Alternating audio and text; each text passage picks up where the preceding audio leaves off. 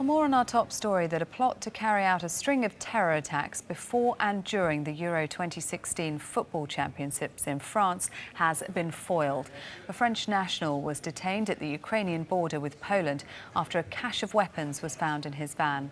Well, joining us from our central London studio is Olivier Guita, an international security consultant who also happens to be French. Good evening to you, Olivier Guita. How concerning is this? A couple of things. I'm a little skeptical about the claim that this Frenchman was possibly attacking 15 Euro 2016 games. Remember that he was arrested on the 21st of May, so literally 2 weeks ago. Yesterday, when the news broke out, the only mention was mosques and synagogue in France, and today it turned out that allegedly he wanted to bomb 15 games. I think it's much more a case of weapons trafficking that could end up in the hands of terrorists rather than a wide far-right network that had the wherewithal of attacking the Euro 16. Yeah, I mean, we've talked a lot about the threat from Islamic State, haven't we? But this man seems to be at the other end of the spectrum, a far-right extremist.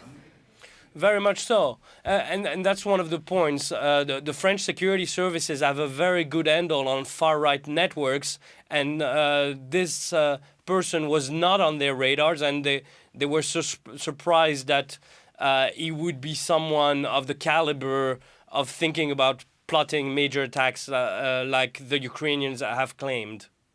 The backdrop to this tournament is quite remarkable, isn't it? France has been under a state of emergency since the Paris attacks in November. We've had industrial disputes, we've had flooding in the last week, and now these plots foiled. How safe will fans be at Euro 2016? A couple of things to remember is that Euro 16 is going to be one of the most secure events in history in terms of the manpower that has been deployed. I mean, 90,000 security staff, including police, military, and private security, is going to be deployed in stadium. What I'm concerned at this point is not the game per se at the stadium, but what they call the fan zones that are going to be set up in 10 cities around France, which I think could be very problematic in terms of security and of potentially a terrorist sneaking into those fan zones. I mean, would you be confident to go into a fan zone?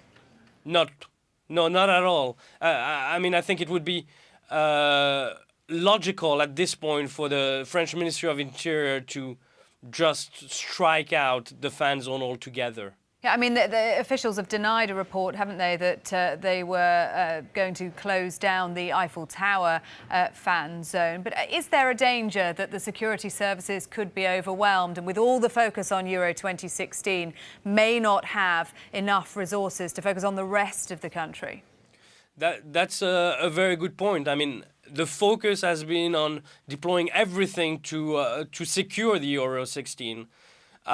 If you're a jihadist planning to attack France and you know that the stadiums are very secure, but then other maybe symbolical targets are less secure because all the staff has been put on the football games, then it would make sense for jihadists to attack other sites around Paris or around France.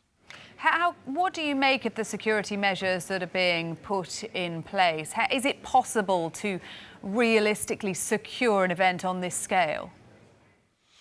No, it's not. And on top of it, we learned yesterday that French intelligence has found out that 82 members of staff of private security that have been security cleared to get access to the stadium are on the list, on the terror watch list, which is very worrisome at this point.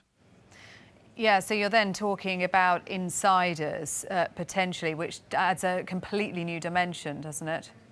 Yes, I mean, the insiders would be much easier for Islamic State to penetrate a stadium.